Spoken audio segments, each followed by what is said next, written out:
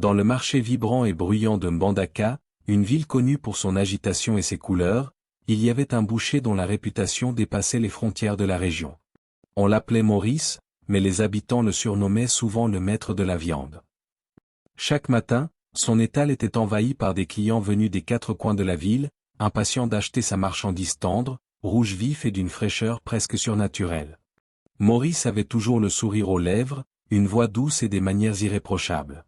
Ses clients l'admiraient autant pour son professionnalisme que pour sa gentillesse apparente. Parmi eux se trouvait une jeune femme nommée Clarisse, vendeuse de tissus au marché. Depuis plusieurs mois, elle observait Maurice avec fascination, intriguée par le secret de son succès et charmée par son allure mystérieuse. Un jour, après avoir encore une fois complimenté Maurice sur la qualité incroyable de sa viande, Clarisse se risqua à lui poser une question, la voix tremblante. « Dites-moi, Maurice, quel est donc votre secret? Comment faites-vous pour que votre viande soit toujours si parfaite ?» Maurice, touché par son intérêt, esquissa un sourire énigmatique. Après un moment de silence, il répondit d'une voix basse. « Si tu veux vraiment savoir, je peux t'emmener dans mon village natal, là où je me procure ma viande. Mais ce voyage est long, difficile, et il y a des règles à respecter. » Clarisse, à la fois excitée et curieuse, accepta sans hésiter. Le lendemain, ils prirent la route. 2 jours de marche à travers des paysages envoûtants, des rivières aux eaux scintillantes, des collines tapissées d'arbres immenses, et des sentiers qui semblaient s'enfoncer dans une forêt sans fin. Lorsqu'ils atteignirent enfin le village natal de Maurice, Clarisse fut saisie par l'atmosphère étrange du lieu. Le village semblait figé dans le temps, des cases en paille alignées autour d'une grande clairière, et un silence lourd, presque oppressant. Dès leur arrivée, Maurice posa une condition stricte. « Tu peux rester ici, Clarisse. Mais quoi qu'il arrive, tu ne dois jamais franchir la porte de ma chambre. » Il lui installa un lit de fortune dans le salon et l'y laissa. Clarisse, bien qu'intriguée par cette interdiction, décida de respecter la règle. Mais au fond d'elle, une curiosité sourde commençait à ronger son esprit. La première nuit, incapable de trouver le sommeil, Clarisse fut dérangée par un silence inquiétant. Même les insectes de la forêt semblaient avoir disparu. Son cœur battait fort, et une voix intérieure lui murmurait d'aller voir ce que Maurice cachait derrière sa porte close. Elle s'approcha à pas feutrés, et, par un petit trou dans le bois, elle observa.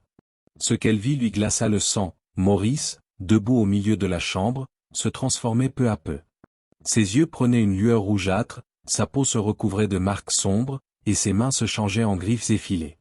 Son visage, jusque-là avenant, se déforma en une grimace monstrueuse. Sous le choc, Clarisse poussa un cri étouffé et s'évanouit. À son réveil, elle se retrouva solidement attachée à une chaise, dans la pièce obscure. Maurice, désormais redevenu humain, l'observait avec un sourire glacial. La flamme d'une bougie vacillante dessinait sur les murs des ombres inquiétantes, et devant lui, soigneusement alignés, reposaient ses instruments de boucherie, des couteaux luisants, des crochets, des scies. « Tu as brisé ma seule règle, Clarisse, » dit-il calmement. « Désormais, tu connais mon secret. Et pour cela, je n'ai pas d'autre choix que de t'offrir au marché. » Clarisse, paniquée, chercha une issue des yeux. Elle sentit la sueur froide couler dans son dos, ses poignets brûlés par les cordes. Mais dans un dernier effort désespéré, elle parvint à se libérer et se jeta hors de la maison. La nuit était noire, la forêt immense. Elle courut sans s'arrêter, les branches fouettant son visage, les épines lacérant ses pieds nus. Son souffle se brisait, son cœur battait comme un tambour de guerre. Chaque craquement derrière elle lui donnait l'impression que Maurice la suivait. Enfin, elle atteignit un petit village au lever du jour.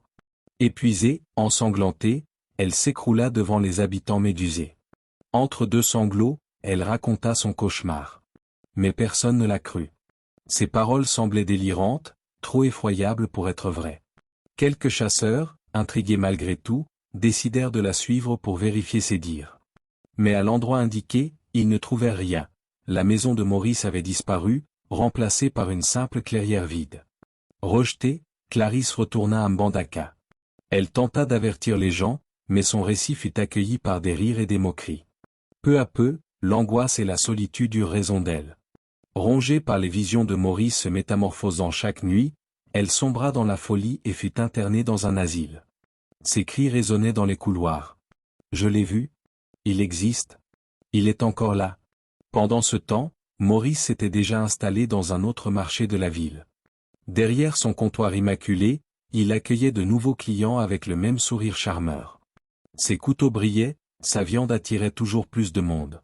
Et personne ne se doutait que derrière ses yeux, se cachait un démon qui perpétuait son sinistre commerce. Ainsi, la légende du boucher de Mbandaka devint une histoire chuchotée à la tombée de la nuit, pour effrayer les enfants. Mais les adultes, eux, continuèrent d'acheter sa viande, inconscients de la vérité macabre. Si cette histoire vous a appris une leçon, n'oubliez pas de vous abonner, laissez un j'aime pour ne rien rater.